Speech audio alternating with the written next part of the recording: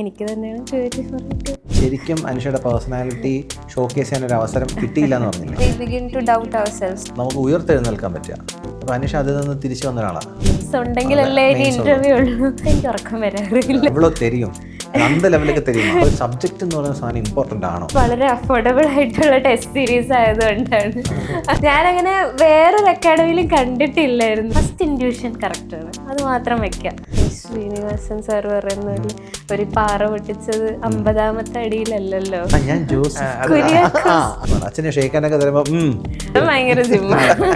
ഇതെന്റെ അമ്മ കാണുന്നുണ്ടെങ്കിൽ മെന്റർഷിപ്പിന്റെ ഒക്കെ ആവശ്യമുണ്ടോ, നമുക്കൊക്കെ ഇതൊക്കെ സെൽഫായിട്ട് അങ്ങ് ക്രാക്ക് ചെയ്താൽ പോരെ എന്നൊരു മൈൻഡ് സെറ്റ് ഉണ്ടായിരുന്നു. നമുക്ക് വണ്ണോണ്ണ എന്തെങ്കിലും നമുക്ക് ചുമ്മാ സംസാരിച്ചിരിക്കും, എനിക്ക് മതിയായി എന്ന് പറയുന്നത് എനിക്ക് ഇപ്പോഴും ഓർമ്മയുണ്ട്.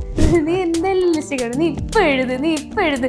ഞാൻ ഇല്ല, ഞാൻ എഴുതുന്നില്ല. ഹലോ എവ്രിവൺ, ഇന്ന് നമ്മളോട് കൂടെയുള്ളത് ഈ വർഷത്തെ സിവിൽ സർവീസ് പരീക്ഷയിൽ ഓൾ ഇന്ത്യ റാങ്ക് 284 കരസ്ഥമാക്കിയ അനുഷയാണ്.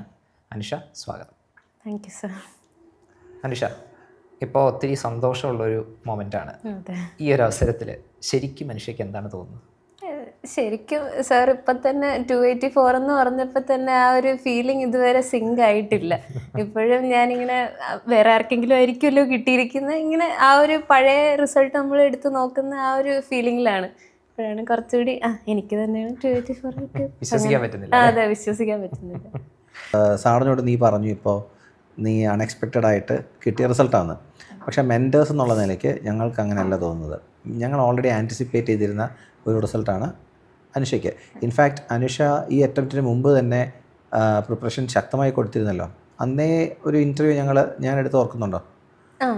ഓർക്കുന്നുണ്ട്.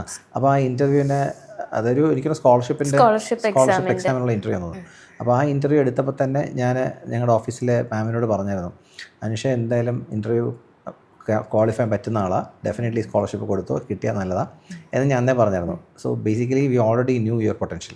ആക്ച്വലി എൻ്റെ ഒരു കേസ് എടുത്ത് നോക്കിയാൽ ഞാൻ കുറേ എക്സാംസ് ഇങ്ങനെ എഴുതും, അതിൻ്റെ അവസാനത്തെ സ്റ്റേജസ് വരെ ഞാൻ ചിലപ്പോൾ പോകും. പക്ഷേ ഫൈനൽ ആയ ലിസ്റ്റ് വരുമ്പോഴത്തേക്ക് എൻ്റെ പേര് കാണത്തില്ല. അപ്പോൾ എനിക്കിങ്ങനെ കുറേ ട്രോമ അടിച്ച് കിടക്കുകയാണ്. എല്ലാ എക്സാമും വെറുതെ സെക്കൻഡ് സ്റ്റേജ് പോകുന്നു, തേർഡ് സ്റ്റേജ് പോകുന്നു, എല്ലാം കണ്ടു, ഡോക്യുമെൻ്റ് വെരിഫൈ ചെയ്തു, എന്നിട്ട് വരുന്നില്ല. അപ്പോൾ എനിക്ക് ആ ഒരു വിഷമം എനിക്കിപ്പോഴും ഉണ്ടായിരുന്നു. ഇതും ഇപ്പോൾ ഇതുപോലെ ആവുമോ, ഇൻ്റർവ്യൂ കഴിഞ്ഞു ഇനിയിപ്പോൾ കിട്ടൂല. ബിക്കോസ് ഇൻ്റർവ്യൂവിന് വിളിക്കുന്ന ആൾക്കാർ തന്നെ വളരെ കൂടുതലാണ് ദാൻ ഫൈനൽ ലിസ്റ്റിൽ ഫൈനലി വരുന്ന ആൾക്കാർ. അപ്പോൾ ഞാൻ ഇത്രയും വലിയ എക്സാം വരുമ്പോഴത്തേക്ക് ഇതെല്ലാം പൊട്ടിക്കിടക്കുകയാണ്. അപ്പോൾ ഇനി ഇതിലും അത് ആവർത്തിക്കുമോ എന്ന് വളരെയധികം പേടിയുണ്ടായിരുന്നു എനിക്ക്. പക്ഷെ അത് നടക്കാതെ അവിടെ എനിക്കൊരു പൊസിഷൻ ഉണ്ട്, ആ ഒരു PDF എൻ്റെ ഒരു പേരുണ്ടെന്ന് പറയുന്നത് തന്നെ എനിക്ക് very grateful for that. We should be grateful for that. First of all നമ്മൾക്ക് ഈ ഒരു എക്സാം ക്വാളിഫൈ ചെയ്ത് തരണമെങ്കിൽ നമ്മുടെ ആരോഗ്യം നമ്മുടെ കൂടെ നിൽക്കണം, അല്ലേ? നമ്മുടെ ഭാഗ്യം നമ്മളെ തുണയ്ക്കണം. നമുക്ക് ഇൻ്റർവ്യൂവിന് കിട്ടുന്ന പാനല് ഫെയർ ആയിട്ട് നമുക്ക് മാർക്ക് തരണം നമ്മുടെ പെർഫോമൻസിനെ. പിന്നെ ഇത്തവണ നമ്മൾ കുറച്ച് മുമ്പ് ഈ ഇൻ്റർവ്യൂ തുടങ്ങുന്നതിന് മുമ്പ് നമ്മൾ ഡിസ്കസ് ചെയ്തിരുന്നപ്പം അനുഷ ഇങ്ങനെ പറയുകയുണ്ടായി, അതായത് ഇൻ്റർവ്യൂ പാനല് അനുഷയുടെ ഫാദർ എന്നോട് പറഞ്ഞത്, അതായത് ഇൻ്റർവ്യൂ പാനല് ശരിക്കും അനുഷയുടെ പേഴ്സണാലിറ്റി ഷോക്കേസ് ചെയ്യാൻ ഒരു അവസരം കിട്ടിയില്ല എന്ന് പറഞ്ഞില്ലേ? ആ ഒരു വിഷമം ഇല്ലേ? അത് ശരിയാണ്. ശരിക്കും നിനക്ക് കിട്ടിയ ചോദ്യങ്ങൾ, നീ ആൻസർ ചെയ്ത ചോദ്യങ്ങൾ, ഇതെല്ലാം തന്നെ കുറച്ചും കൂടി എന്താണ് ക്വിസ് മോഡിലായി പോയി അല്ലേ? അപ്പോൾ അതിൻ്റെതായ ഒരു തട്ടുകേട് ചിലപ്പോൾ ഉണ്ടാവും. പക്ഷെ എന്നാലും എങ്ങനെയൊക്കെ മോശമായാലും ഒരു മിനിമം ക്വാളിറ്റി എക്സ്പെക്ട് ചെയ്യാമല്ലോ. That is there, you have all, അതുണ്ട് നിനക്ക്.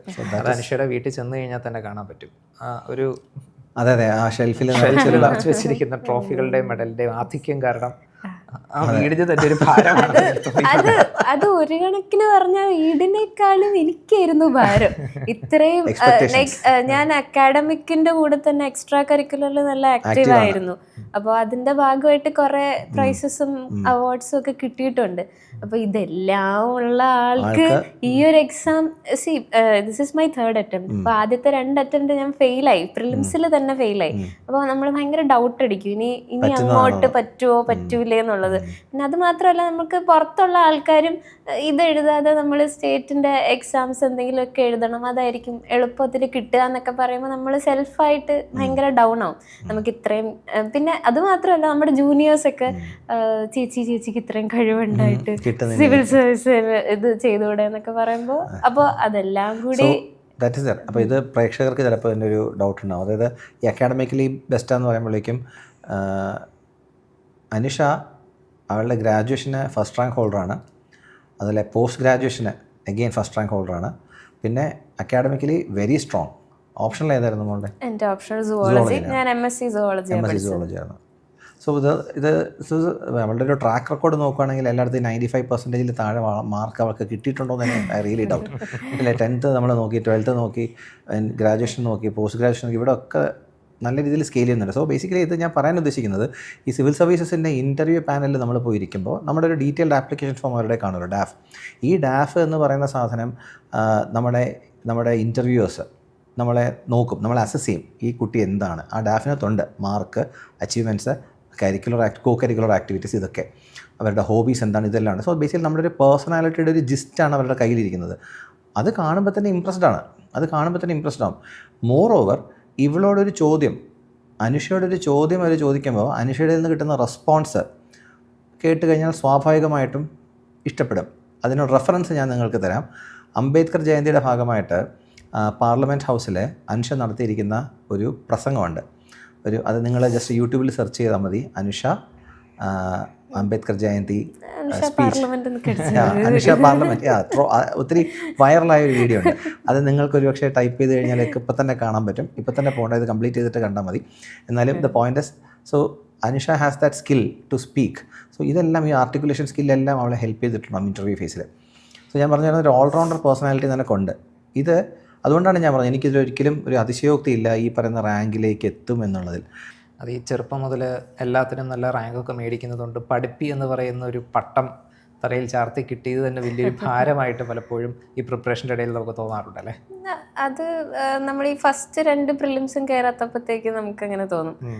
കാരണം നമ്മൾ ഈ എല്ലാ പഠിച്ച ക്ലാസ്സിലൊക്കെ നമ്മൾ ടോപ്പായിട്ട് നിൽക്കുമ്പോൾ തന്നെ we begin to doubt ourselves. നമ്മൾ പഠിച്ചിട്ടുണ്ടോ, എന്തെങ്കിലും പഠിക്കുന്നുണ്ടോ, നമ്മൾ അത്ര എഫേർട്ട് ഇടുന്നുണ്ടാവും, നമ്മൾ ഹാർഡ് വർക്ക് ചെയ്യുന്നുണ്ടാവും, ടൈം സ്പെൻഡ് ചെയ്യുന്നുണ്ടാവും. പക്ഷെ ഈ എക്സാമിന് കുറച്ചൊരു ഡിഫറെൻറ്റ് രീതിയിൽ നമ്മൾ അപ്രോച്ച് ചെയ്യേണ്ടി വരുന്നുണ്ട്. അപ്പോൾ നമുക്ക് ആ ഒരു ഡൗട്ട് എപ്പോഴും കാണും. ഇത് വളരെ ഇമ്പോർട്ടൻറ്റ് സംഭവം. അതായത് സിവിൽ സർവീസ് എക്സാമിനേഷൻ വലിയൊരു എക്സാമിനേഷനാണ്. അതിൻ്റെ ക്വാണ്ടിറ്റി വൈസ് ആണെങ്കിലും ക്വാളിറ്റി വൈസ് ആണെങ്കിലും ബിഗ് എക്സാമിനേഷൻ.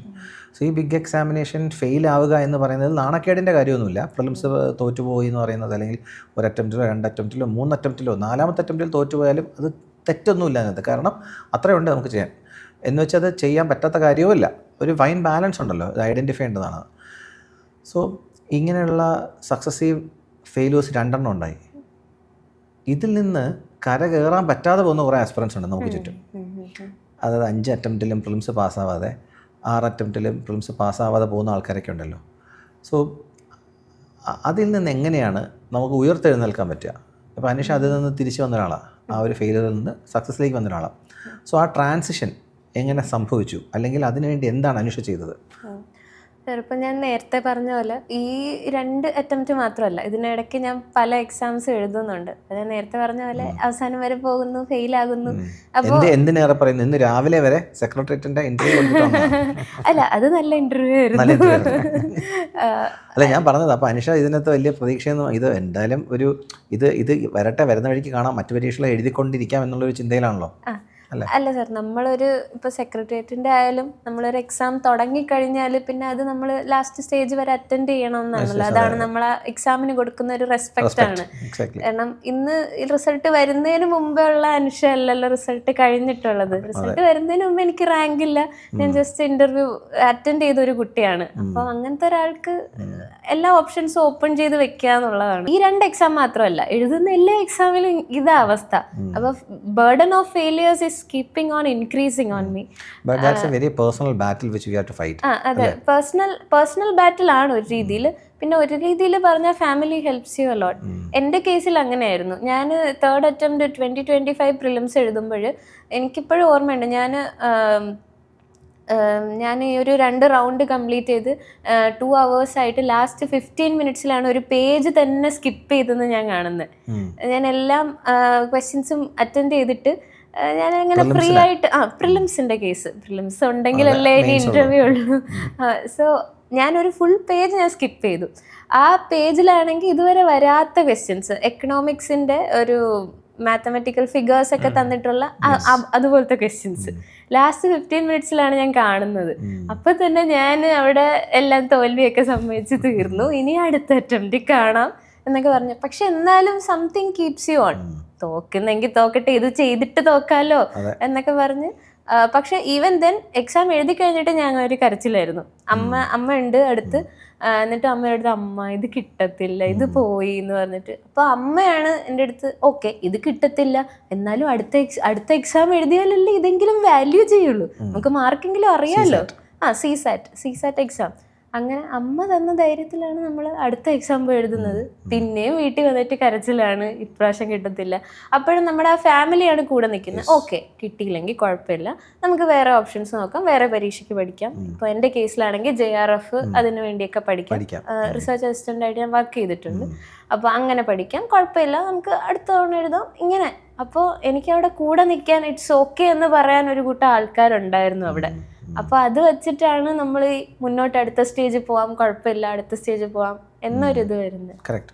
ഈ കൂടെ നിൽക്കാനുള്ള ആൾക്കാരെ പറ്റി പറഞ്ഞല്ലോ, അത് അച്ഛനും അമ്മയായിരിക്കും മെയിൻലി അല്ലേ? അപ്പോൾ ഈ അച്ഛനും അമ്മയും അവരെ പറ്റി കുറച്ചൊന്ന് ഇൻസൈറ്റ് തരാമോ? എങ്ങനെയാണ് അച്ഛൻ എന്താണ്, അമ്മ എന്താണ്? എനിക്കറിയാം, പ്രേക്ഷകർക്ക് വേണ്ടിയിട്ട്. ഓക്കെ, എൻ്റെ അച്ഛൻ ആർമിയിലായിരുന്നു, ഓണററി ക്യാപ്റ്റൻ സുബേദാർ മേജറായിട്ട് റിട്ടയറായി. അമ്മ ഹോം മേക്കറാണ്. അപ്പോൾ ബേസിക്കലി ഈ അച്ഛനെ പറ്റി പറഞ്ഞല്ലോ, ആർമിയിലായിരുന്നു, ഓണററി ക്യാപ്റ്റനായിട്ട് റിട്ടയർ ആയി. അതെന്ത് സംഭവം? ഈ ഓണററി ക്യാപ്റ്റൻ എന്ന് പറയുന്നത് എന്താ? ഓണററി ക്യാപ്റ്റൻ എന്ന് വെച്ചാൽ അച്ഛൻ ജൂനിയർ കമ്മീഷൻഡ് ഓഫീസറായിട്ടാണ് റിട്ടയർ ആയത്. അപ്പോൾ അവരുടെ ഒരു ഡിസ്റ്റിങ്വിഷ്ഡ് സർവീസിന് വേണ്ടിയിട്ട് അവർക്ക് ഓണററി ആയിട്ട് ഓഫീസർ റാങ്ക് കൊടുക്കാറുണ്ട്, കൺഫർ ചെയ്യാറുണ്ട്. അപ്പോൾ അങ്ങനെ ലോങ് സർവീസ് ഉണ്ട് അച്ഛന്. അതെ, ഇന്ത്യൻ മിലിറ്ററിയിൽ 33 ഇയേഴ്സിന് ലോങ് സർവീസ്. പല സ്ഥലങ്ങളിൽ ട്രാവൽ ചെയ്തിട്ടുണ്ടാവും അല്ലേ? ആൻഡ് അതിനിടയ്ക്കാണ് സെക്കന്ദരാബാദ് നമ്മൾ കുറച്ചു കാലം ജീവിക്കുന്നതും. അവിടുത്തെ കന്റോൺമെന്റ് ലാസ്റ്റ് അവിടെയായിരുന്നു സർവീസ്. ലാസ്റ്റ് അവിടെ. അപ്പോൾ അവിടെ അല്ല, അച്ഛന്റെ സർവീസ് ചെന്നൈ വരെ പോയി, നമ്മൾ ലാസ്റ്റ് ഫാമിലി ആയിട്ട് കന്റോൺമെന്റ്. അവിടെയാണ് ആ കന്റോൺമെന്റിന്റെ കഥയൊക്കെ വരുന്നത്. ഓക്കെ. ആക്ച്വലി ഒരുപാട് സ്ഥലങ്ങളിൽ പോയി ട്രാവൽ ചെയ്ത് താമസിച്ചിട്ടുള്ളൊരു എക്സ്പോഷർ ഉണ്ട്. അപ്പോൾ ശരിക്കും പറഞ്ഞാൽ ഈ സിവിൽ സർവീസ് എക്സാമിന് അനുഷാൻ ഈ ഒരു എക്സ്പോഷർ ഹെൽപ്പ് ചെയ്തതായിട്ട് അനുഷയ്ക്ക് തോന്നാറുണ്ടോ? എനിക്ക് തോന്നാറുണ്ട്. കാരണം ഈ ഒരു ട്രാവലിംഗ് കാരണം എനിക്ക് ആ ഒരു ഏത് റീജിയനിൽ പോയാലും ഏത് ആൾക്കാരെ കണ്ടാലും നമുക്ക് പെട്ടെന്നൊരു റാപ്പോ ക്ലിക്ക് ചെയ്യാനായിട്ട്, ആരെ കണ്ടാലും ഞാൻ പെട്ടെന്ന് അങ്ങ് സംസാരിച്ച് അവരുമായിട്ട് കണക്ട് ചെയ്യാൻ ഭയങ്കര എളുപ്പമാണ്. കാരണം ഞാൻ ഈ നോർത്തിൽ സ്റ്റേ ചെയ്തിട്ടുണ്ട്, സൗത്തിലും സ്റ്റേ ചെയ്തിട്ടുണ്ട് അത്യാവശ്യം.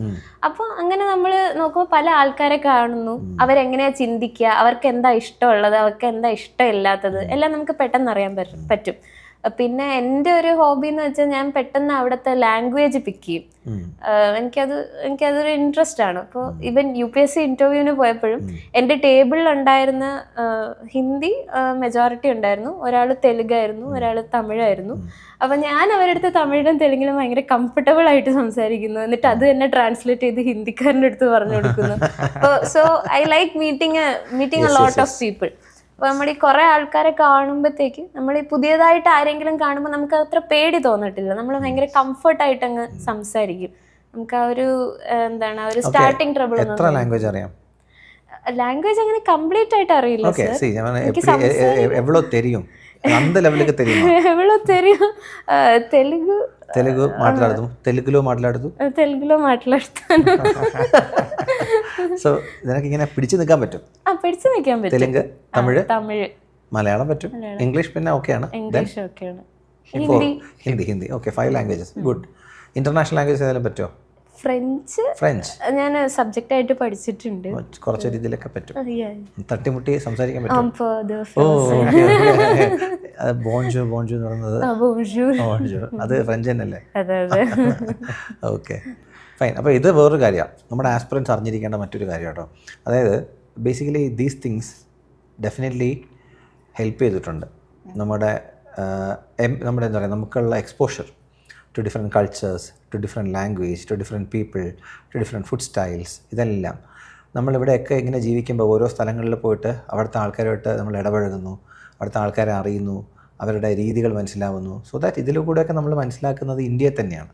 അത് മാത്രമല്ല സർ, നമ്മളിപ്പോൾ പ്രിലിംസിലൊക്കെ നോക്കുകയാണെങ്കിൽ ഭയങ്കര ഫാക്ച്വലായിട്ട് ചിലപ്പോൾ ക്വസ്റ്റ്യൻസ് ഒക്കെ ചോദിക്കും. അപ്പോൾ ഇത് നെസസറി ആണെന്ന് ഞാൻ പറയില്ല, പക്ഷെ ഇത് കാരണം എനിക്കൊരു അഡ്വാൻറ്റേജ് എന്ന് വെച്ചാൽ എനിക്ക് ചിലപ്പോൾ ആ ലാംഗ്വേജ് മനസ്സിലാവും. ഇപ്പോൾ ബൊണാലു ഫെസ്റ്റിവൽ എവിടെയാണെന്ന് വെച്ചാൽ ഐ നോ, എനിക്ക് കറക്റ്റായിട്ട് അറിയാൻ പറ്റും. അപ്പോൾ ആ ഒരു ലാംഗ്വേജിൻ്റെ ആ ഒരു നെസസിറ്റി അല്ല, പക്ഷെ ഇത് എയ്ഡ് ചെയ്യുന്നു, അത് കറക്റ്റാണ്. ഇപ്പോൾ ഞാൻ എൻ്റെ ഒരു പേഴ്സണൽ എക്സ്പീരിയൻസ് പറയാം. അരഖട്ട എന്ന് പറഞ്ഞൊരു ക്വസ്റ്റ്യൻ ഓർക്കുന്നുണ്ട്, പേർഷ്യൻ വീലിൻ്റെ. ഞാൻ എഴുതുന്ന സമയത്ത് ഈ അരഖട്ട എന്താണ് മെഡിവൽ ഇന്ത്യൻ ഹിസ്റ്ററിയിൽ അരഖട്ട എന്താണെന്നൊരു ചോദ്യമുണ്ട്. അപ്പോൾ ഈ ഖട എന്നുള്ള സാധനം എന്താണെന്ന് അറിയണമെന്നുണ്ടെങ്കിൽ നമുക്ക് എറ്റിമോളജിക്കലി അതിനൊന്ന് ബ്രേക്ക് ചെയ്താൽ ആൻസറിലേക്ക് വരാൻ പറ്റുമല്ലോ. ഇത് നമുക്ക് ആ ഭാഷയിലുള്ള ഗ്രിപ്പ് ഉണ്ടെങ്കിൽ പറ്റും. അത് ഇംഗ്ലീഷിലാണെങ്കിലും ഇംഗ്ലീഷ് ലാംഗ്വേജിലുള്ള ഗ്രിപ്പും will help you clear such questions പ്രിലിംസിന്. അത് എസെൻഷ്യലാണ്. അപ്പോൾ അതുള്ളത് നിനക്ക് ആക്ച്വലി ഒരു അഡ്വാൻറ്റേജ് ആയിട്ടുണ്ടാവും, ഈ പറയുന്ന exposure with respect to language and also different cultures. ഈ പാനലിനെ പറ്റി ഇപ്പോൾ നമ്മൾ സൂചിപ്പിച്ചല്ലോ, ഇൻ്റർവ്യൂ പാനൽ. ഇൻ്റർവ്യൂവിൻ്റെ മൊത്തം അറ്റ്മോസ്ഫിയർ എങ്ങനെയായിരുന്നു? സർ, ഇൻ്റർവ്യൂവിൻ്റെ അറ്റ്മോസ്ഫിയർ കംഫർട്ടബിൾ ആയിരുന്നു. എല്ലാവരും നമ്മൾ ഈ ഒരു നമ്മൾ മോക്കിനൊക്കെ അറ്റൻഡ് ചെയ്യുമ്പോഴത്തേക്ക് നമ്മൾ ദൂരെയും അവർ കുറച്ച് നല്ല ഡിസ്റ്റൻസിലും അങ്ങനെയൊക്കെ ഇരിക്കുന്നത്. ഇത് ഞാൻ ഏതോ ഒരു വീട്ടിൽ ചായ കുടിക്കാനായിട്ട് ഇത്ര അടുത്തായിരുന്നു. ഒരു ഡൈനിങ് ടേബിളിൻ്റെ ഒരു സെറ്റപ്പ് ആയിരുന്നു. എൻ്റെ ഇത്ര അടുത്തായിരുന്നു സാറ്, ഇപ്പോഴത്തെ സാർ ഇത്ര അടുത്തായിരുന്നു. അപ്പോൾ ജസ്റ്റ് നമ്മൾ അവർ ചായ കുടിച്ചോണ്ടിരിക്കുമ്പോൾ നമ്മൾ ഇടയ്ക്ക് വന്ന് ഇങ്ങനെ സംസാരിച്ചിട്ട് ഇങ്ങനെ പോയൊരു ഇതായിരുന്നു. കോർഡിയലായിരുന്നു. സിവിൽ സർവീസ് എക്സാമിനേഷന് നമ്മൾ ചിലപ്പോൾ ഇങ്ങനത്തെ എത്ര സ്റ്റെപ്പ് കയറി വന്നു എന്നുള്ള ചോദ്യങ്ങൾ അങ്ങനെയൊന്നും ചോദിക്കാറില്ല. വളരെ നാച്ചുറലായിട്ടുള്ള, വളരെ കംഫർട്ടബിൾ ആയിട്ടുള്ള ഇഷ്യൂസിനെ ഐഡൻറ്റിഫൈ ചെയ്യുന്ന ക്വസ്റ്റ്യൻസ് ആണ്. അപ്പോൾ നമ്മുടെ പ്രേക്ഷകർക്ക് വേണ്ടി ഒരു ചോദ്യം പറയാമോ? ചോദിച്ചത് ഓർക്കുന്നുണ്ടോ? ആക്ച്വലി സാർ, അത് എൻ്റെ ഇൻ്റർവ്യൂവിൽ അങ്ങനെ ഇൻട്രസ്റ്റിംഗ് ആയിട്ടുള്ള ക്വസ്റ്റ്യൻസ് ഒന്നും ഇല്ലായിരുന്നു. ഇതുപോലെ പറയാനായിട്ട് മോക്കിനൊക്കെ ഇൻട്രസ്റ്റിംഗ് ആയിട്ടുള്ള ഉണ്ടായിരുന്നു. പക്ഷേ കൂടുതലും ഫാക്ച്വൽ ആയിരുന്നു, നമ്മുടെ സ്റ്റേറ്റ് റിലേറ്റഡും അല്ലാത്തയും ഒക്കെ. ഒരു ക്വസ്റ്റ്യൻ പറയുകയാണെങ്കിൽ ക്വസ്റ്റ്യൻ ആയിട്ട് ചോദിച്ചില്ല, പക്ഷെ സാർ ഇങ്ങനെ സ്റ്റേറ്റ്മെൻ്റ് ആയിട്ട് പറഞ്ഞു, കേരളത്തിൽ നിന്നല്ലേ, അപ്പോൾ Kerala is God's own country but I have heard that it is devil's own paradise, ഇങ്ങനെയൊക്കെ പറഞ്ഞു. അപ്പോൾ നമ്മളിങ്ങനെ പെട്ടെന്ന് കേൾക്കുമ്പോൾ കൺഫ്യൂസ് ആവും, ഇതുവരെ കേട്ടിട്ടില്ലാത്തൊരു സ്റ്റേറ്റ്മെൻറ്റ് ഇങ്ങനെ പറയുമ്പോൾ. പക്ഷെ സാറ് തന്നെ അതിനെ എക്സ്പ്ലെയിൻ ചെയ്തിട്ട് അപ്പോൾ ചെയർമാനും ഇങ്ങനെ പറഞ്ഞു, ഓ ഈസ് ഇറ്റ് സോ എന്നൊക്കെ പറഞ്ഞ്. അപ്പോൾ അവർ തമ്മിൽ തന്നെ പിന്നെ ഞാനവിടെ ജസ്റ്റ് അത് നിങ്ങളായിക്കോളൂ എന്നിട്ട് പിന്നെ സാറിന് മനസ്സിലായി കുട്ടിയുടെ അടുത്ത് ചോദിച്ചില്ലല്ലോ, പിന്നെ പേരിനെ ഒന്ന് ചോദിച്ചു. അതെ അതെ, ഓക്കെ. ബേസിക്കലി ദീസ് ആർ, അപ്പോൾ ഇതൊരു കാര്യമാണ്. സംടൈംസ് നമ്മളെ പ്രകോപിപ്പിക്കാനുള്ള ചോദ്യങ്ങൾ അവർ ചോദിക്കും, അത് ചെയ്യാറുണ്ട്. പിന്നെ വളരെ ട്രിക്കി ആയിട്ടുള്ള ക്വസ്റ്റ്യൻസ് ചോദിക്കും. അപ്പോൾ ഇതിനൊന്നും നമ്മൾ പോയിട്ട് ആ ട്രാപ്പിൽ വീഴരുതെന്നുള്ളതാണ്. നാവിഗേറ്റ് ചെയ്യാൻ പഠിക്കണം. സോ ഷീ ഹാസ് ആക്ച്വലി നന്നായിട്ട് നാവിഗേറ്റ് ചെയ്തു ഈ ചോദ്യം. അതുകൊണ്ടാണ് അത് അങ്ങനെ പോയിട്ട് അവർ ഡിസ്കസ് ചെയ്ത് തിരിച്ച് ഇവിടേക്ക് വന്നത്. അതൊക്കെ നമ്മുടെ സ്കില്ലാണ്. ആ ഇൻ്റർവ്യൂ സമയത്ത് നമ്മുടെ പ്രസൻസ് ഓഫ് മൈൻഡ് എന്നുള്ള സാധനമാണ്. ഈ presence of mind is very important അല്ലേ, പ്രിലിംസിനും മെയിൻസിനും ഇൻ്റർവ്യൂവിനും. നമ്മൾ പ്രിലിംസിനൊരു ക്വസ്റ്റ്യൻ ചെയ്യുമ്പോൾ കണ്ടന്റ് അറിയില്ലെങ്കിൽ പോലും ചില ക്വസ്റ്റ്യൻസ് ക്രാക്ക് ചെയ്യാൻ നമ്മുടെ പ്രസൻസ് ഓഫ് മൈൻഡും നമ്മുടെ എക്സ്പീരിയൻസും ഹെൽപ്പ് ചെയ്യും നമ്മളെ. സുവോളജി എന്നുള്ളൊരു ഓപ്ഷനെ പറ്റി പറഞ്ഞല്ലോ. സുവോളജിയിലേക്ക് പോകാനുള്ള കാര്യം എന്താ? സാധാരണഗതിയിൽ നമ്മൾ കൂടുതലും കാണുന്നൊരു ട്രെൻഡ്, ഒരു എൻജിനീയറിംഗ് ബാക്ക്ഗ്രൗണ്ടിൽ നിന്ന് വരുന്ന കുട്ടികൾ ഒത്തിരി പേര് ഒരു 20, 21, 22 വരെ ഒത്തിരി പേര് എഞ്ചിനീയറിംഗ് ബാക്ക്ഗ്രൗണ്ട് എന്നുണ്ടായിരുന്നു. ഈ 22-ന് ശേഷം ഇപ്പോൾ 25, 26 ആയി. ഇപ്പോഴത്തെ ഒരു ട്രെൻഡ് എന്ന് വെച്ച് കഴിഞ്ഞാൽ ആർട്സ് സബ്ജക്റ്റിലുള്ള കുട്ടികളും സയൻസ് സബ്ജക്റ്റുള്ള കുട്ടികളും ഒക്കെ ഇപ്പോൾ സിവിൽസിലേക്ക് വരുന്നുണ്ട്. സോ എനിക്ക് അവരോടാണ് നമുക്ക് ഈ ഒരു ഐഡിയ കൺവേ ചെയ്യേണ്ടത് കേട്ടോ. സുവോളജി പഠിച്ചു വരുന്നൊരു കുട്ടി ഇതിനെ എങ്ങനെയാണ് ക്രാക്ക് ചെയ്തെടുത്തത്? അപ്പോൾ ഒരു സബ്ജക്റ്റ് എന്ന് പറയുന്ന സാധനം ഇമ്പോർട്ടൻ്റ് ആണോ? നമ്മുടെ ഗ്രാജുവേഷനോ അല്ലെങ്കിൽ പോസ്റ്റ് ഗ്രാജുവേഷനോ അതിൽ പഠിക്കുന്ന സബ്ജക്റ്റോ ഒക്കെ സിവിൽ സർവീസിലേക്ക് വരുമ്പോൾ ഇമ്പോർട്ടൻ്റ് ആണോ? ഇതിന് ചോദിക്കാനുള്ള റീസൺ നമുക്ക് പല കുട്ടികളും വിളിച്ച് ചോദിക്കാറുണ്ട്, സാർ ഞാൻ ഗ്രാജുവേഷൻ ഏത് സബ്ജക്റ്റ് എടുക്കണം, സോഷ്യോളജി എടുക്കണമോ എക്കണോമിക്സ് എടുക്കണമോ, ഡൗട്ടാണ്. കാരണം എനിക്ക് സിവിൽസ് പ്രിപ്പയർ ചെയ്യാനാണ് താല്പര്യം, ഞാൻ എൻ്റെ ഓപ്ഷണലായിട്ട് എടുക്കാൻ ഉദ്ദേശിക്കുന്നത് ഈ സബ്ജക്റ്റാണ്, സോ ഇത് ഏതെടുക്കണം എന്നൊക്കെ എന്നോട് ചോദിക്കുമ്പോൾ ഞാൻ പറയാറുണ്ട്, അങ്ങനെയൊന്നുമില്ല, നിങ്ങൾക്ക് ഏത് വേണമെങ്കിലും എടുക്കാം. ഞാൻ എൻ്റെ എക്സാമ്പിൾ പറയാറുണ്ട്. അപ്പോൾ പോൾസൺ സാറിൻ്റെ എക്സാമ്പിൾ ആണെങ്കിലും അങ്ങനെയാണ്. അപ്പോൾ ഞാൻ എഞ്ചിനീയറിങ്ങാണ്, സാറും എഞ്ചിനീയറിങ്ങാണ്. ഞാൻ സ്ട്രക്ചറൽ സിവിൽ എഞ്ചിനീയറിംഗാണ്, സാർ ഇലക്ട്രോണിക്സ് ആണ്. പക്ഷേ സാറിൻ്റെ ഓപ്ഷണൽ സോഷ്യോളജിയാണ്, എൻ്റെ ഓപ്ഷണൽ മലയാളം ലിറ്ററേച്ചറാണ്. പക്ഷേ അനുഷയാണെങ്കിൽ സുവോളജിയാണ് എടുത്തത്, and your option was also zoology. അപ്പോൾ ഇതൊന്നും ആക്ച്വലി മാറ്റർ ചെയ്യുന്നില്ല എന്നുള്ളതാണ് അല്ലേ? Sir, actually, I won't say that you choose your course based on civil services. കാരണം ഞാൻ അങ്ങനെ ചെയ്തിട്ടില്ല. എനിക്ക് സുവോളജിയിലോട് ജെനുവിൻ ആയിട്ടുള്ള ഒരു ഇൻട്രസ്റ്റ് ഉള്ളത് കൊണ്ടാണ് ഞാൻ ആ സബ്ജക്റ്റ് ചൂസ് ചെയ്യുന്നത്. അപ്പോൾ നമ്മൾ ഈ കോളേജിന്റെ കോഴ്സ് ചൂസ് ചെയ്യുമ്പോൾ പൊതുവെ ഒരു എക്സാമിന് മൈൻഡിൽ വെച്ചിട്ട് ചൂസ് ചെയ്യാൻ ഒരു അതിന് ആ ഒരു തോട്ടുള്ള ആളല്ല ഞാൻ. ഞാൻ പറയുന്നത് മാക്സിമം നിങ്ങളുടെ ഇൻട്രസ്റ്റ് വേണം നിങ്ങൾ പെർസ്യൂ ചെയ്യാൻ. What ever you like you pursue. And UPSC അതൊരു എക്സാം അല്ലേ, അപ്പോൾ എക്സാമിന് വേണ്ടി എന്തായാലും നിങ്ങൾ ഒന്നുകൂടി പഠിക്കേണ്ടി വരും. സോ അപ്പോൾ നിങ്ങൾക്ക് നിങ്ങളുടെ കോഴ്സ് കംഫർട്ടബിൾ അല്ലെങ്കിൽ you can choose any other course, അതായിരിക്കും better. And in my case എനിക്ക് ഇഷ്ടമുണ്ട് സുവോളജി, പഠിക്കാൻ ഇഷ്ടമുള്ളതുകൊണ്ടാണ് ഞാൻ സുവോളജി ചൂസ് ചെയ്യുന്നത്. അങ്ങനെ BSc കംപ്ലീറ്റ് ചെയ്യുമ്പോൾ തന്നെ അത് കഴിഞ്ഞിട്ട് MScയിൽ പോകുമ്പോഴും സുവോളജിയിലൂടെ താല്പര്യമുള്ളതുകൊണ്ടാണ് അങ്ങനെ പഠിക്കുന്നത്. പക്ഷെ MSc ആയപ്പോഴാണ് ഈ സിവിൽ സർവീസ് എന്നൊരു അതും കൂടി നമുക്ക് എഴുതാം. അപ്പോഴത്തേക്ക് എന്താണ് MScയിലോട്ട് ആ പഠിക്കുന്ന രീതിയിലോട്ടും കൂടി ഈ എക്സാം മൈൻഡിൽ വെച്ചിട്ട് തന്നെ എഴുതാൻ തുടങ്ങി. ഇപ്പോൾ ഞാൻ ഓപ്ഷണലാണ് പേപ്പർ എഴുതുന്നതെങ്കിൽ എങ്ങനെ എഴുതും. അപ്പോൾ ഞാൻ MScയുടെ പേപ്പേഴ്സ് ആക്ച്വലി എഴുതുന്നത് ഈ രീതിയിലാണ്. അപ്പോൾ ആക്ച്വലി ഞാൻ ഈ എക്സാമിന് പ്രിപ്പയർ ചെയ്യുന്നില്ല, പക്ഷെ ഇത് മനസ്സിൽ വെച്ചിട്ടാണ് ആൻസേഴ്സ് എഴുതുന്നത്. പിന്നെ ഞാൻ വിചാരിച്ചത് ബാക്ക് ഫയർ ആവുമെന്നാണ്, പക്ഷെ അത് ബാക്ക് ഫയർ ആയിട്ടില്ല. അത് ഇനിയിപ്പോൾ മാർക്ക് വരുമ്പോൾ കുറച്ചുകൂടി ക്ലാരിറ്റി കിട്ടും. അതെ, മാർക്ക് വന്നാലേ നമുക്ക് ഇൻഫാക്ട് നമുക്കിത് 284 എന്നുള്ളത് കുറച്ച് മുന്നോട്ട് 100 താഴെ അല്ലെങ്കിൽ ഒരു 50 താഴെയൊക്കെ വരാൻ പറ്റുന്ന കാൻഡിഡേറ്റ് ആണ്. അപ്പം അതിലേക്ക് വരാൻ പറ്റാതായിപ്പോയത് എന്തുകൊണ്ടാണെന്ന് ഒരുപക്ഷെ നമുക്കൊരു അനാലിസിസിൽ കിട്ടും. യെസ്. അപ്പോൾ നമുക്കിനി കുറച്ച് അക്കാഡമിക് കാര്യങ്ങളിലേക്ക് വരാം. ഇപ്പോൾ നമ്മുടെ സിവിൽ സർവീസ് പ്രിപ്പറേഷനിലേക്ക് വരുമ്പോൾ ഇപ്പോൾ ലെജൻഡറി IAS അക്കാഡമിയിൽ മോള് ടെസ്റ്റ് സീരീസ് എടുത്തിരുന്നു, മെൻറ്റർഷിപ്പ് എടുത്തിരുന്നു. അപ്പോൾ ആ ഒരു ജേണിയെ പറ്റി എന്താണ് മോൾക്ക് തോന്നിയത്? ഞാൻ ആക്ച്വലി അസോസിയേറ്റ് ചെയ്യുന്നത് പ്രിലിംസിലെ ടെസ്റ്റ് സീരീസ് എടുത്താണ് 24-ൽ. അപ്പോൾ ഞാൻ അപ്പോഴത്തേക്ക് നമ്മൾ ഈ പ്രിലിംസ് ആകുമ്പോഴത്തേക്ക് നമ്മൾ കുറേ അക്കാഡമീസിലെ ടെസ്റ്റ് സീരീസ് ഇങ്ങനെ അറ്റൻഡ് ചെയ്യും. കാരണം പ്രിലിംസിൽ very different type of questions ആണ് നമ്മൾ ഫേസ് ചെയ്യേണ്ടി വരുന്നത്. അപ്പോൾ എത്ര നമുക്ക് വെറൈറ്റി കൊണ്ടുവരാൻ പറ്റുമോ അത്രയും നമുക്കായിരിക്കും അത് ബെനിഫിറ്റ് ചെയ്യുന്നത്. അപ്പോൾ അതിൻ്റെ ഭാഗമായിട്ടാണ് ഞാൻ ആദ്യം അസോസിയേറ്റ് ചെയ്യുന്നത്. ജെന്യുവൻലി പറഞ്ഞാൽ ഞാൻ അസോസിയേറ്റ് ചെയ്തത് വളരെ അഫോർഡബിൾ ആയിട്ടുള്ള ടെസ്റ്റ് സീരീസ് ആയതുകൊണ്ടാണ്. അപ്പോൾ ഞാനങ്ങനെ വേറൊരു അക്കാഡമിയിലും കണ്ടിട്ടില്ലായിരുന്നു. ഇത്രേ ഉള്ളൂ എന്നാൽ ഇത്രയും ടെസ്റ്റ് സീരീസ് അത്രയും അവർ പ്രൊവൈഡ് ചെയ്യുന്ന.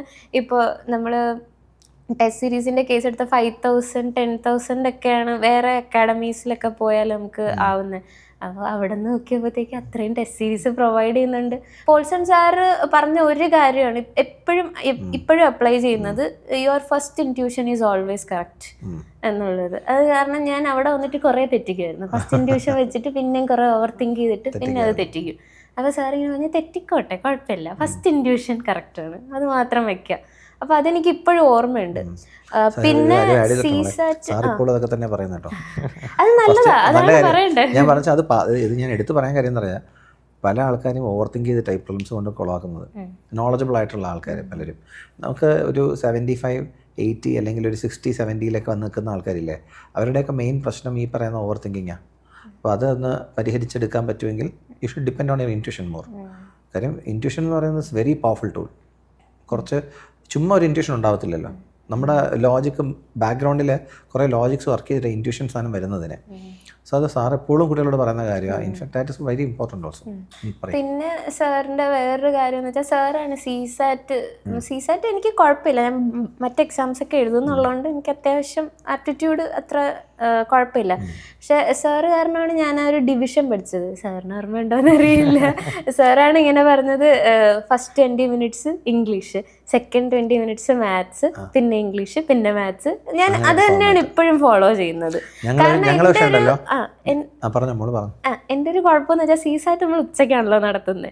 എനിക്ക് ഭയങ്കര ഉറക്കം വരും ഈ CSAT നമ്മൾ എഴുതി തുടങ്ങുമ്പോഴത്തേക്ക്. അപ്പോൾ സാറ് പറഞ്ഞ ഈ മെത്തേഡിൽ ചെയ്യുമ്പോഴത്തേക്ക് ഇംഗ്ലീഷ് കുഴപ്പമില്ല, പിന്നെ മാത്സ്, പിന്നെ അപ്പോൾ നമ്മുടെ ബ്രെയിൻ ഒന്ന് ഷിഫ്റ്റ് ആവും. അപ്പോൾ നമുക്ക് ഇപ്പം എനിക്ക് ഉറക്കം വരാറില്ല.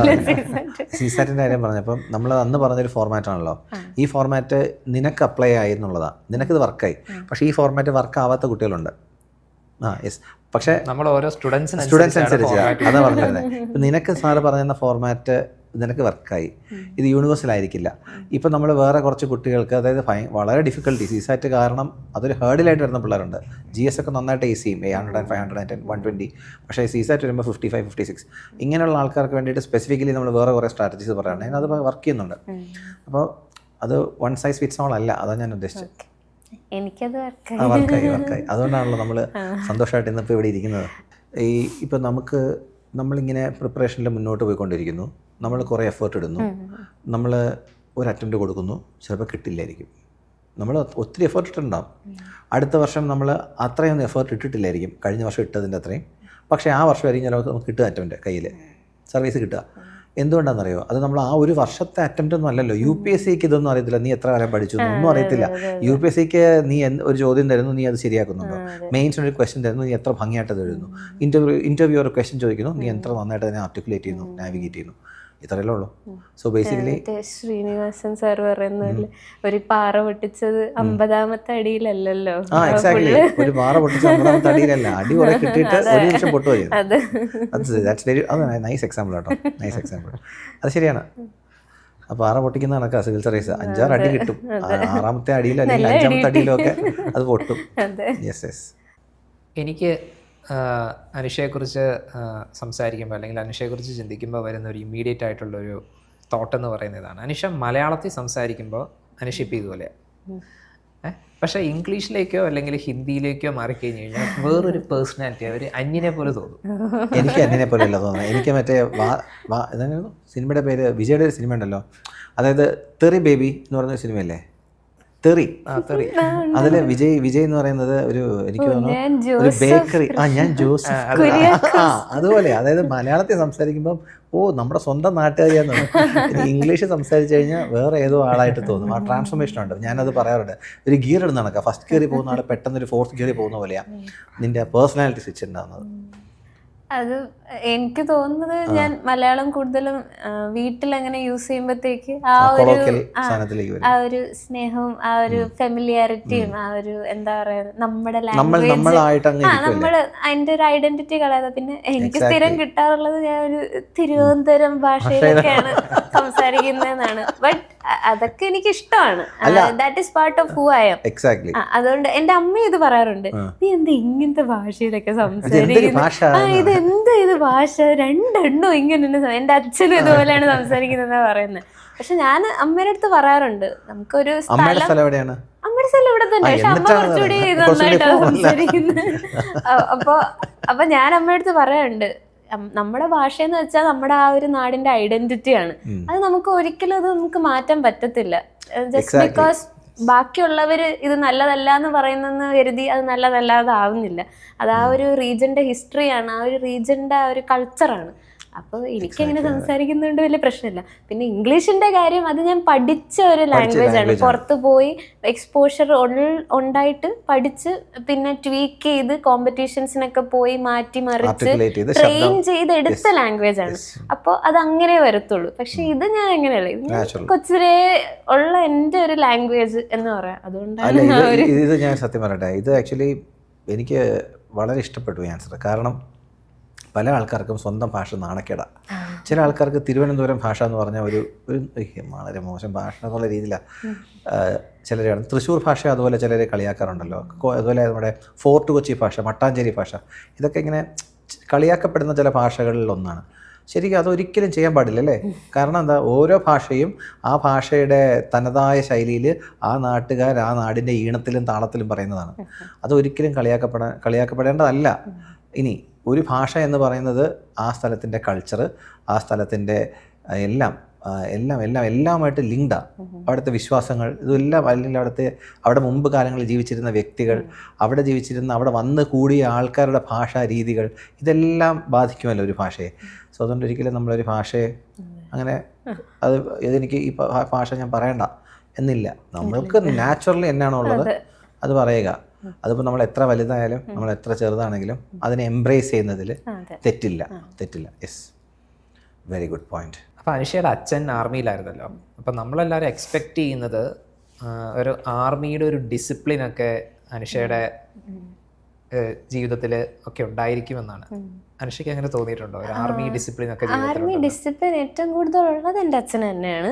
പക്ഷെ അച്ഛൻ സംവെയർ എനിക്ക് അത്രയും ഡിസിപ്ലിൻ ഇല്ല, അച്ഛൻ്റെ അത്രയും ഡിസിപ്ലിൻ എനിക്കില്ല. അത് അച്ഛൻ പലപ്പോഴും പറയാറുണ്ട്. നമുക്കിപ്പോൾ എന്തെങ്കിലും അസുഖം വന്നാലും നമ്മളിപ്പോൾ എന്തെങ്കിലുമൊക്കെ മോശമായിട്ട് സംഭവിച്ചാലും ഇതൊക്കെ നമ്മളെപ്പോലെ ഇങ്ങനെ ഡിസിപ്ലിൻഡ് ആയിട്ട് ചെയ്തിരുന്നെങ്കിൽ ഇതൊക്കെ ശരിയായിരുന്നു എന്നൊക്കെ പറയാറുണ്ട്. അപ്പോൾ എൻ്റെ വീട്ടിൽ എനിക്ക് അച്ഛൻ്റെ അത്ര ഡിസിപ്ലിൻ ഇല്ല, പക്ഷെ അച്ഛൻ നല്ല ഡിസിപ്ലിൻഡ് ആയിട്ട്. ഓക്കെ, ഇനി ഞാൻ ഇപ്പോൾ ഡിസിപ്ലിൻ്റെ കാര്യം പറഞ്ഞുകൊണ്ട് കേട്ടോ, ആസ്പിറൻസിന് അറിയേണ്ട ഒരു കാര്യം ചോദിക്കുക. ഒരു ദിവസം എന്നാണ്, എത്ര മണിക്കാണ് ഉറക്കം എണീക്കുന്നത്? ഇതെൻ്റെ അമ്മ കാണുന്നുണ്ട്. അമ്മ ഇന്ന് കാണില്ല, നാളെ ഇനി കാണാം. അമ്മ എന്ന് കണ്ടാലും ചിലപ്പോൾ ചിരിക്കും. ഞാൻ പറയട്ടെ? ഞാൻ പറയാം. അമ്മ കാണുമായിരിക്കും, കുഴപ്പമില്ല. എനിക്ക് ബോധമുള്ള ദിവസമാണെങ്കിൽ അമ്മ ഞാനൊരു 5:45 ഒക്കെ ആകുമ്പോൾ എണീക്കും. എന്നിട്ട് ഞാൻ എക്സാം പ്രിപ്പറേഷൻ ഇല്ലാത്തപ്പോൾ ജിമ്മ് കാര്യങ്ങളൊക്കെ ഉണ്ടായിരുന്നു. വീട്ടിനടുത്താണോ അതോ വീടിനകത്താണോ? വീട്ടിനടുത്ത്. പോവും ജിമ്മിൽ പോകും രാവിലെ? അതെ, എക്സാം ഇല്ലെങ്കിൽ എക്സാം ടൈം ആകുമ്പോഴത്തേക്ക് ലീവ് എടുക്കും. അപ്പോൾ അപ്പോഴാണെങ്കിൽ 5:45 എടുക്കും. അങ്ങനെ ആ ഒരു സൈക്കിൾ അങ്ങ് പോവും. അല്ല, അവര് വേറെ പോവും, ഞാൻ വേറെ നടക്കാൻ പോകും രാവിലെ. അല്ല, അവരും ജിമ്മിൽ പോകും. അച്ഛൻ ജിമ്മാണ്. അച്ഛന് ഷെയ്ക്കാനൊക്കെ തരുമ്പോ ഭയങ്കര ജിമ്മാണ്. ഷെയ്ക്കാൻ്റെ. അപ്പൊ മോള് രാവിലെ ജിമ്മിൽ പോകും 5:45. അത് പ്രിപ്പറേഷന്റെ സമയത്ത് നീ ചെയ്യുന്നുണ്ടായിരുന്നു? ഇല്ല, പ്രിപ്പറേഷൻ ടൈമിൽ നിർത്തി. അത് നമുക്ക് എല്ലാം പറ്റത്തില്ല. കാരണം വന്ന് നമ്മൾ ടയർഡാവും, പിന്നെ ഫുൾ ഡേ നമുക്ക് ഉറക്കമായിരിക്കും. അതുകൊണ്ട് അപ്പൊ പോയിട്ടില്ല. അതുകൊണ്ട് എനിക്ക് ജിമ്മിലെ പേരൊക്കെ ഉണ്ട്, മാവേലി എന്നൊക്കെ എന്നെ വിളിക്കുന്നത്. ഓണാവുമ്പോ വരും. അതെന്തുകൊണ്ടാവും? ഓണം അല്ല, ജൂലൈ ഒക്കെ ആവുമ്പോ മെയിൻസ്. അപ്പൊ ആ ഒരു ഞാൻ മെയിൻസ് ഒക്കെ പഠിച്ച്, അപ്പോൾ ജൂലൈ മെയിൻസ് ഒക്കെ കഴിയുമ്പോഴത്തേക്ക് വരും, ഓണം സെലിബ്രേറ്റ് ചെയ്യും, പോകും. അപ്പോൾ രാവിലെ 5:45 പോയാൽ 1 hour വർക്കൗട്ട്, 1.5 hour 7:30 8 ഒക്കെ ആകുമ്പോഴത്തേക്ക് തിരിച്ച്. എന്നിട്ട് ഫുഡ് കാര്യങ്ങൾ. അല്ലെങ്കിൽ ഇപ്പൊ പോകാത്ത ദിവസമാണെങ്കിൽ ഞാനൊരു 7-8 മണിയൊക്കെ ആവും ഞാൻ എണീക്കാനായിട്ട്. കാരണം വീട്ടിലുള്ളവരെല്ലാരും എണീക്കുമല്ലോ, പിന്നെ ഫുഡ് കിട്ടത്തില്ലല്ലോ. രാത്രി ആണെങ്കിൽ എപ്പോ ഉറങ്ങും? രാത്രി ലേറ്റ് ആവും, ഒരു 12 ഒക്കെ ആവും. അപ്പോൾ നമ്മൾ നോക്കുവാണെങ്കിൽ മോൾ ഉറങ്ങുന്ന സമയം ഒരു 12 to 6, ചിലപ്പോ 8 ഒക്കെ ആവും. 12 to 8. എന്റെ അമ്മ കാണുന്നുണ്ട്, അതുകൊണ്ട് അമ്മ പറയും ചിലപ്പോ 10 മണിക്കാണ് എണീക്കുന്നത്. 10 മണി വരെ ഒന്നും പോകാറില്ല. ജനറലി ഞാനേ പ്രിഫർ ചെയ്യാറില്ല 10 മണി വരെ ഉറങ്ങുന്നത്. 8 അല്ലെങ്കിൽ 9 മണിക്ക് എണീറ്റിരിക്കും. ഞാനത് ചോദിച്ചതിന് റീസൺ ഉണ്ട്. കാരണം നമ്മൾ പലപ്പോഴും ആസ്പിറൻസ് വിചാരിക്കുന്നൊരു കാര്യമാണ് സിവിൽ സർവീസസിൻ്റെ പ്രിപ്പറേഷനിൽ വന്നാൽ പിന്നെ ഉറക്കമില്ലാതെ പഠിക്കണമെന്ന്. ഒരിക്കലുമല്ല. 8 hours സോളിഡായിട്ട് ഉറങ്ങണം. 8 മണിക്കൂർ ഉറങ്ങാൻ പറ്റും. നിങ്ങൾക്ക് 8 മണിക്കൂർ ഉറങ്ങിക്കഴിഞ്ഞാൽ പിന്നെയും ബാക്കി സമയം നിറച്ചില്ലേ? 24 8 പോയാൽ ബാക്കി ഫുള്ള് കിടക്കല്ലേ? സോ അതിലൊരു 10 hours പഠിച്ചാൽ മതി. സർ, എനിക്ക് തോന്നിയിട്ടുള്ളത് നമ്മൾ ആ ദിവസമുള്ള ടാർഗറ്റ് ഫിനിഷ് ചെയ്യാന്നുള്ളതാണ്. അല്ലാതെ നമ്മൾ അതാണ് എൻ്റെ അടുത്ത് ഇപ്പോൾ എത്ര അവർ പഠിച്ചു എന്ന് ചോദിച്ചാൽ എനിക്കൊരു ആൻസർ കാണത്തില്ല. കാരണം ഞാൻ അതിന്റെ കണക്ക് വെച്ചിട്ടില്ല. ഞാനിങ്ങനെ സെറ്റ് ചെയ്ത് വെച്ചിട്ടുണ്ട്. രാവിലെ പഠിക്കണം, ഉച്ചയ്ക്ക് പഠിക്കണം, പിന്നെ വൈകിട്ട് ആ ഒരു നൈറ്റ് ടൈമിൽ പഠിക്കണം. പക്ഷെ എന്നും കരുതി ഞാനൊരു 2 to 6 എന്നൊക്കെ ടൈം ടേബിൾ ഉണ്ടാക്കും. പക്ഷെ 2 to 6 പഠിക്കണമെന്നില്ല. ചിലപ്പോൾ 2:30 ആവും തുടങ്ങാൻ, ചിലപ്പോൾ 3 o'clock ആവും. പക്ഷെ അന്നത്തെ ടാർഗറ്റ് നമ്മൾ എങ്ങനെയെങ്കിലും ഫിൽ ചെയ്യാം. അതും ടാർഗറ്റ് ഫുള്ളി കംപ്ലീറ്റ് ആവണമെന്നില്ല. ഒരു 75% എങ്കിലും എത്തിയാൽ നമുക്കൊരു സാറ്റിസ്ഫാക്ഷൻ ആണ്. That also depends on how big the target is. അല്ലേ? നമ്മളെപ്പോഴും കുട്ടികളോട് പറയുന്ന ഒരു കാര്യം, അന്നത്തേക്കുള്ള ഒരു നമ്മളെ കൊണ്ട് ചെയ്യാൻ പറ്റുന്ന ഒരു ടാർഗറ്റ് അന്നുണ്ടാക്കുക എന്നുള്ളതാണ്. ആ സാധനം കംപ്ലീറ്റ് ചെയ്യാൻ പറ്റുവാണെങ്കിൽ ഒരു സാറ്റിസ്ഫാക്ഷൻ ഉണ്ട്. ഈ മിക്കപ്പോഴും ആളുകൾക്ക് പ്രിപ്പറേഷനിൽ വരുന്ന ആളുകൾക്ക് ഒരു സന്തോഷം ഉണ്ടാവില്ല. അതായത് ആ ദിവസം ഏറ്റവും കൂടുതൽ സന്തോഷം ഇല്ലാത്തതിൻ്റെ റീസൺ എന്ന് പറയുന്നത് ആ ദിവസം അവർ പ്രൊഡക്റ്റീവായിട്ട് യൂട്ടിലൈസ് ചെയ്തിട്ടില്ല എന്നുള്ളൊരു തോട്ട് വരുന്നുണ്ട്. പ്രൊഡക്റ്റീവായിട്ട് യൂട്ടിലൈസ് ചെയ്യാത്തതിൻ്റെ മെയിൻ റീസൺ എന്ന് പറയുന്നത് അന്നത്തെ ദിവസത്തെക്കുറിച്ച് ഒരു പ്ലാൻ ഇല്ലാത്തതുകൊണ്ടാണ്. അതുകൊണ്ടാണ് ടൈം വേസ്റ്റ് ചെയ്യുന്നത്. ഇപ്പോൾ നമ്മൾ അവരുടെ സ്ക്രീൻ ടൈം എടുത്ത് നോക്കിയാൽ, ഞാനിപ്പോൾ എൻ്റെ അടുത്ത് പഠിക്കാൻ സമയം കിട്ടുന്നില്ല എന്ന് പറഞ്ഞ് വരുന്ന കുട്ടികളുടെ ഒക്കെ സ്ക്രീൻ ടൈം ചോദിക്കാറുണ്ട്. സ്ക്രീൻ ടൈം എത്രയുണ്ടെന്ന് ചോദിക്കാം. മിക്കവരുടെയും സ്ക്രീൻ ടൈം എന്ന് പറയുന്നത് ഒരു 4 മണിക്കൂർ 5 മണിക്കൂറൊക്കെ ഉണ്ടാവും ഡെയിലി. അപ്പോൾ അത്രയും സമയം തന്നെ മൊബൈലിൽ കളയുന്നുണ്ട്. അപ്പോൾ 24 മണിക്കൂറിൽ 5 മണിക്കൂർ മൊബൈലിൽ പോയി. പിന്നെ 19 മണിക്കൂറല്ലേ ഉള്ളൂ. അതിലിപ്പോൾ 8 മണിക്കൂർ ഉറങ്ങിയാൽ പിന്നെ ബാക്കി 11 മണിക്കൂറല്ലേ ഉള്ളൂ. സോ ബേസിക്കലി ഈ ഉറക്കം എന്ന് പറയുന്നത് എൻ്റെ ഒരു ഒപ്പീനിയനിൽ 8 hours എന്തായാലും ഉറങ്ങാം. You have enough time to learn. നമ്മൾ ഫോൺ യൂസ് ചെയ്താലും there is a way to creatively adjust to preparation. നമ്മൾ ഈ പ്രിപ്പറേഷൻ്റെ കണ്ടൻസ് ഒക്കെയാണ് നമ്മൾ നോക്കുന്നത്. ഇപ്പോൾ കോൺസ്റ്റിറ്റ്യൂഷനെ പറ്റി പഠിക്കുകയാണെങ്കിലും ഒരു എന്താ സൻസദ് എന്ന് പറയുന്ന ഒരു ചാനലോ അല്ലെങ്കിൽ കോൺസ്റ്റിറ്റ്യൂഷൻ്റെ തന്നെ സംവിധാനം എന്ന് പറയുന്ന സീരീസ് ഒക്കെയാണ് യൂട്യൂബിൽ കാണുന്നതെങ്കിൽ അത് നമ്മളെ ഇൻസ്റ്റാഗ്രാമിൽ റീൽസ് ആയിരിക്കും നമ്മൾ കണ്ടുകൊണ്ടിരിക്കുന്നത്. നമ്മുടെ ബ്രെയിൻ ഇപ്പൊ അഡിക്റ്റ് ആയതുകൊണ്ട് ഡോപ്പമൈൻ റിലീസ്. അനുഷയ്ക്കുള്ള മറ്റൊരു പ്രത്യേകത എന്ന് വെച്ചാൽ നീ കൺസിസ്റ്റൻ്റ് ആയിട്ട് പെർഫോം ചെയ്യുന്ന ഒരാളായതുകൊണ്ട് with respect to your studies ഇരുന്ന് പഠിക്കുക എന്നുള്ളൊരു ശീലമുണ്ടല്ലോ, അത് വളരെ ഇമ്പോർട്ടൻ്റാണ്. സിവിൽ സർവീസസിലേക്ക് വരുന്ന കുട്ടികൾ, പുതുതായിട്ട് വരുന്ന കുട്ടികൾ പലരും, ഇതര ബാക്ക്ഗ്രൗണ്ടുകളിൽ നിന്ന് വരുന്ന കുട്ടികൾ പലരും, അവർക്ക് ആ പഠിച്ച് ശീലം ഉണ്ടാവില്ല. സിവിൽ സർവീസസിൻ്റെ പ്രിപ്പറേഷൻ തുടങ്ങുമ്പോഴായിരിക്കും അവർ ഇനി ഇരുന്ന് പഠിക്കണം എന്നുള്ള സാധനം വരുന്നത്, ട്രാക്കിലേക്ക് വരുന്ന സാധനം. സോ അത് ആ ഒരു ലേറ്റൻസി ചിലപ്പോൾ അനുഷയ്ക്ക് ഉണ്ടായിട്ടുണ്ടാവില്ല. ചില ആൾക്കാർ they really find it difficult to sit in one place and learn. അതൊരു സംഗതിയാണ്. അപ്പോൾ അവരുടെ ശ്രദ്ധയ്ക്ക് നിങ്ങൾ ഒരിക്കൽ ഒരു ദിവസം എന്നല്ല, ഇരുന്ന് തുടങ്ങി സെക്കൻഡ് ഡേ ഇരിക്കുക, മൂന്നാമത്തെ ദിവസം ഇരിക്കുക, അങ്ങനെ ഇരുന്നിരുന്ന് ശീലമായി കഴിഞ്ഞാൽ നമുക്കത് കിട്ടും. ഒരാഴ്ച 2 ആഴ്ച ഒക്കെ കൺസിസ്റ്റൻ്റ് ഇരിക്കാമെങ്കിൽ അത് താനേ ശീലമായിട്ട് മാറും, നമുക്ക് പഠിക്കാൻ എളുപ്പമായിരിക്കും അല്ലേ? ഒരു UPSC പ്രിപ്പറേഷൻ്റെ, അതായത് നമ്മളിപ്പോൾ പ്രിലിം സ്റ്റേജ് ഉണ്ട്, മെയിൻ സ്റ്റേജ് ഉണ്ട്, ഇൻ്റർവ്യൂ സ്റ്റേജ് ഉണ്ട്. ഈ 3 സ്റ്റേജിലും മെൻറ്റർഷിപ്പിൻ്റെ ഇമ്പോർട്ടൻസ് എന്താണ്? പക്ഷെ മെൻറ്റർഷിപ്പിന് വളരെയധികം ഇമ്പോർട്ടൻസ് ഉണ്ടെന്നാണ് ഞാൻ വിശ്വസിക്കുന്നത്. ആക്ച്വലി ആദ്യം ഞാൻ ഈ പരീക്ഷ എഴുതുമ്പോഴത്തേക്ക് മെൻറ്റർഷിപ്പിൻ്റെയൊക്കെ ആവശ്യമുണ്ടോ, നമുക്കൊക്കെ ഇതൊക്കെ സെൽഫായിട്ട് അങ്ങ് ക്രാക്ക് ചെയ്താൽ പോരെ എന്നൊരു മൈൻഡ് സെറ്റ് ഉണ്ടായിരുന്നു. പക്ഷെ പിന്നീട് മനസ്സിലായത് നമുക്ക് ഏതൊരു കാര്യവും ആരെങ്കിലും നമുക്ക് നേരത്തെ പറഞ്ഞു തന്നിട്ടുണ്ട്, അതിലൂടെ കടന്നു പോയ ആരെങ്കിലും നമുക്ക് പറഞ്ഞു തരുമ്പോഴത്തേക്ക് it makes the life easier എന്ന് പറയുന്നത്. അപ്പോൾ ഞാൻ എൻ്റെ ലൈഫിൽ പറയുകയാണെങ്കിൽ ഞാനിപ്പോൾ ഡിബേറ്റ്സിനൊക്കെ ഞാനിങ്ങനെ പോകാറുണ്ട്. അപ്പോൾ ഞാൻ എൻ്റെ ജൂനിയേഴ്സായിട്ടുള്ള ആൾക്കാർക്ക് ഞാൻ പോയ റൂട്ട്സും ഞാൻ എൻകൗണ്ടർ ചെയ്ത ഡിഫിക്കൽട്ടീസും ഒക്കെ ഇങ്ങനെ പറഞ്ഞു കൊടുക്കുമ്പോൾ അവർക്ക് കുറച്ചുകൂടി എളുപ്പമാവും. അവർക്ക് ഇതൊക്കെ ആൻറ്റിസിപ്പേറ്റ് ചെയ്യാൻ പറ്റും പെട്ടെന്ന്, ഇതിങ്ങനെയാണ് പറഞ്ഞു തന്നിട്ടുണ്ട്. അപ്പോൾ അതേ സെയിം പ്രിൻസിപ്പിളാണ് UPSC ആയാലും. മെൻറ്റർ നല്ല ഇമ്പോർട്ടൻ്റ് ആണ്. നമുക്ക് ആരെങ്കിലും ഒരാൾ നമുക്കിങ്ങനെ പറഞ്ഞു തരാനുണ്ട്, ഈ പ്രിലിംസിൽ നിങ്ങൾ ഇതാണ് എക്സ്പെക്റ്റ് ചെയ്യേണ്ടത്, അല്ലെങ്കിൽ മെയിൻസിൽ നിങ്ങൾ ഇതാണ് എക്സ്പെക്റ്റ് ചെയ്യേണ്ടത്, ഇങ്ങനെ സംഭവിച്ചാലും കുഴപ്പമില്ല. ഇൻ്റർവ്യൂ ആകുമ്പോഴത്തേക്ക് അതിൻ്റെ അളവ് കൂടും. ഇൻ്റർവ്യൂവിന് നമുക്ക് മെൻറ്റർഷിപ്പ് നല്ല രീതിയിൽ വേണ്ടി വരും. അനുഷയ്ക്ക് ലെജൻഡറിയിലെ ഫാക്കൽറ്റീസിനെ കുറിച്ചും മെൻറ്റേഴ്സിനെ കുറിച്ചും എന്താണ് ഒപ്പീനിയൻ? പ്രിലിംസിൻ്റെ കാര്യം ഞാൻ നേരത്തെ പറഞ്ഞു, പ്രിലിംസ് ടെസ്റ്റ് സീരീസിൽ. ഇൻ്റർവ്യൂവിൽ ആണ് കുറച്ചുകൂടി മെൻറ്റർഷിപ്പ് കുറച്ചുകൂടി അസോസിയേറ്റ് ചെയ്യുന്നത്. ഇൻ്റർവ്യൂവിൽ നമ്മൾ 1-on-1s കുറേ ഉണ്ടായിരുന്നു. അപ്പോൾ നിതിൻ സാറുമായിട്ടാണ് അസോസിയേറ്റ് ചെയ്തത്. അപ്പോൾ ആദ്യത്തെ എൻ്റെ ഒരു ഓർമ്മ എന്ന് പറയുന്നത് നമ്മൾ കുറേ ക്വസ്റ്റ്യൻസ് എഴുതുന്നതാണ്. സാറ് എൻ്റെ ഡാഫ് നോക്കിയിട്ട് കുറേ ക്വസ്റ്റ്യൻസ് ഇട്ട് തന്നു.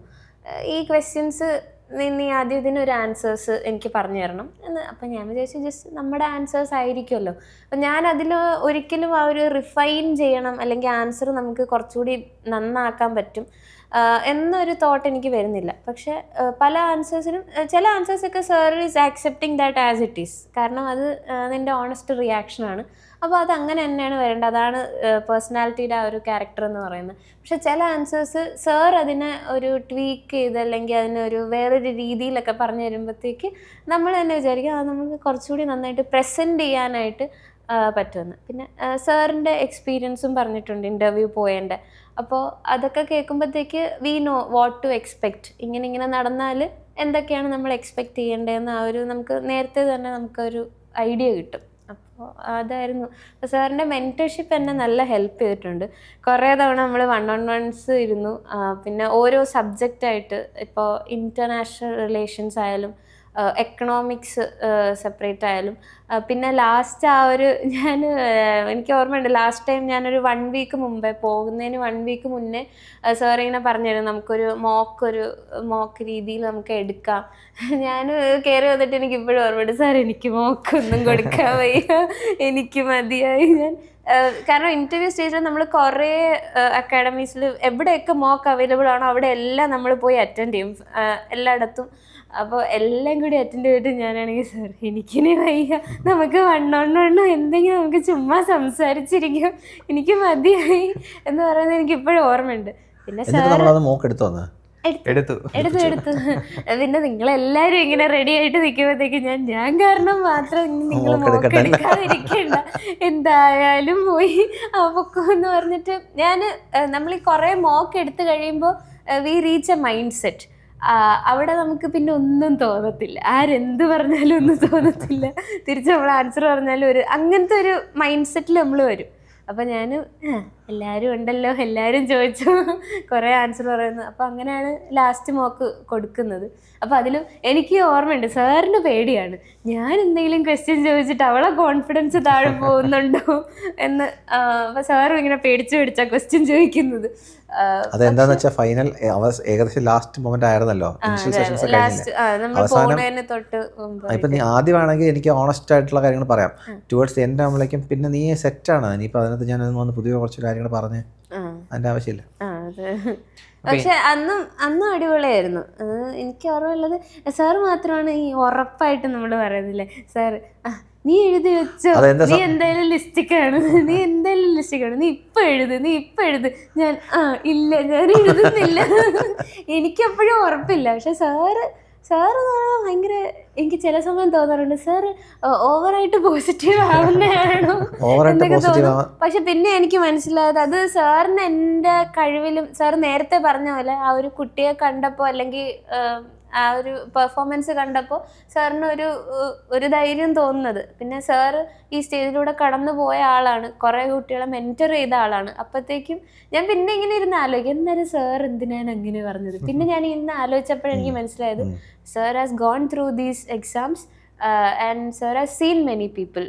അപ്പോൾ സാറ് തന്നെ കുറേ കുട്ടികളെ കണ്ടിട്ടുണ്ട്. അപ്പോൾ ആ ഒരു എക്സ്പീരിയൻസ് എന്തായാലും it's not going to be false. ഇൻ്റർവ്യൂവിന് ഇപ്പം സാറ് നമ്മൾ പൊട്ടൻഷ്യലുള്ള കാൻഡിഡേറ്റ് ആണ്, എന്തായാലും ലിസ്റ്റിൽ വരും എന്നൊക്കെ പറഞ്ഞാണ് നമ്മൾ പോകുന്നത്.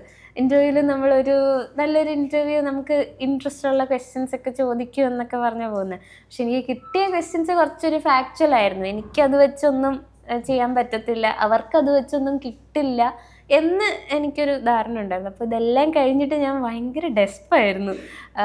ഇവിടെ ഒന്നും സംഭവിച്ചില്ല. ഞാൻ ആൻസർ ചെയ്യുന്നുണ്ട്, ക്വസ്റ്റ്യൻസിന് ആൻസർ വരുന്നുണ്ട്, പക്ഷെ ഞാൻ ഉദ്ദേശിച്ച രീതിയിലോട്ട് ആ ഒരു ഇൻ്റർവ്യൂ സ്റ്റിയർ ചെയ്യാൻ പറ്റുന്നില്ല എന്നൊരു ഇത് വന്നു. അപ്പോഴത്തേക്ക് ഞാൻ നല്ല ഡെസ്പായിട്ടിരുന്നു. അപ്പോഴാണ് സാറ് കോൾ ചെയ്യുന്നത്, എങ്ങനെ ഉണ്ടായിരുന്നു ഇൻ്റർവ്യൂ എന്ന്. പിന്നെ സാറിൻ്റെ അടുത്ത് കരച്ചിലായി സാർ ഇതായിരുന്നു, ഈ ക്വസ്റ്റ്യൻ ചോദിച്ചു, ഇങ്ങനെയാ പറഞ്ഞ, വേറെ ഒന്നും ചോദിച്ചില്ല, അവർ ഡാഫ് മൊത്തം വായിച്ചു, ഒന്നും ചോദിച്ചില്ല, ഇങ്ങനെയൊക്കെ പറഞ്ഞ് കരയായിരുന്നു. അപ്പോൾ സാർ പറഞ്ഞു ഓക്കെ നീ ക്വസ്റ്റ്യൻ പറ. അപ്പോൾ ഞാൻ ഓരോന്നായിട്ട് പറയുന്നു, ഇനി നീ ഇത് പറഞ്ഞതിൻ്റെ ആൻസർ പറ. ഞാൻ പറഞ്ഞു ഇതൊക്കെ പറഞ്ഞു, ഇത് നല്ല ആൻസർ അല്ലേ? ഞാൻ പറഞ്ഞു ശരിയാണ്. പിന്നെ സാർ അങ്ങനെ മൊത്തം ക്വസ്റ്റ്യൻസ് ചോദിച്ചു, എന്നിട്ട് മൊത്തത്തിൻ്റെ ആൻസർ എന്നെ കൊണ്ട് പറയിപ്പിച്ചു. അപ്പോഴത്തേക്കും ഞാൻ അപ്പൊ നല്ല ആൻസർ ആയിരിക്കും, കുഴപ്പമില്ലായിരിക്കും. അപ്പൊ എന്റെ പേരൻസ് ഇതൊക്കെ കണ്ടോണ്ടിരിക്കുക. അപ്പൊ അവരും ഭയങ്കര ഡെസ്പായിട്ടിരിക്കുക, അവൾ ഇങ്ങനെ പറയുന്നു ഇന്റർവ്യൂ കൊള്ളൂലായിരുന്നു എന്നൊക്കെ. കാരണം interview is one thing which they were confident of, ആ ഒരു ലാംഗ്വേജും കമ്മ്യൂണിക്കേഷനും ഉള്ളതുകൊണ്ട്. അപ്പൊ അവരും ഇങ്ങനെ ഇരിക്കുന്നു. അപ്പോഴാണ് സാറ് വിളിക്കുന്നത്. എന്നിട്ട് ഞാൻ വിളിച്ചോ, സംസാരിച്ചോ, എന്തായി? സാറ് പറഞ്ഞു കുഴപ്പമൊന്നുമില്ല, സാറ് പറഞ്ഞു നന്നായിരുന്നു, സാറ് പറഞ്ഞല്ലോ നന്നായിരുന്നു, ഇനി മിണ്ടാന്ന് കിടന്നു. അതെന്താണെന്നറിയോ, സുജാത മാമിന്റെ പാനലല്ലായിരുന്നോ? സുജാത മാമിന്റെ പാനലിൽ സുജാത മാം ഒരിക്കലും നമുക്ക് മാമിന്റെ മനസ്സിൽ നടക്കുന്ന കാര്യങ്ങൾ വെളിയിൽ കാണിച്ചിട്ടില്ല. മാം ഇങ്ങനെയൊക്കെ ഇരിക്കത്തുള്ളൂ, എന്തുത്തരം പറഞ്ഞാലും ഒരേ സ്ഥായി. നന്നായിട്ട് നമ്മൾ എന്ത് നന്നായിട്ട് പറഞ്ഞാലും ഇതൊന്നും കറക്റ്റ് അല്ല, ഇതൊക്കെ തെറ്റാ, ഇങ്ങനെ ഇരിക്കുന്നു. സോ ഇങ്ങനെ ഇരിക്കുന്നതുകൊണ്ട് നമുക്ക് ഗേജ് ചെയ്യാൻ പറ്റില്ല. പക്ഷേ ഒരു തേർഡ് പേഴ്സൺ എന്ന നിലയ്ക്ക് നിന്റെ ക്വസ്റ്റ്യൻസും ആൻസറും കേട്ട് കഴിഞ്ഞാൽ ആൻസേഴ്സ് എല്ലാം നല്ലതായിരുന്നു. അപ്പോൾ അതുകൊണ്ടത് പറഞ്ഞത്, വെറുതെ സന്തോഷിപ്പിക്കാനോ സമാധാനിപ്പിക്കാനോ പറഞ്ഞതല്ല, അതുള്ള കാര്യമാണ്. ഇന്നത്തേക്ക് നമുക്ക് വൈൻഡപ്പ് ചെയ്താലോ? ഓക്കെ, അപ്പോൾ thank you guys, will meet again probably in another session. Anusha, congrats. Thank U.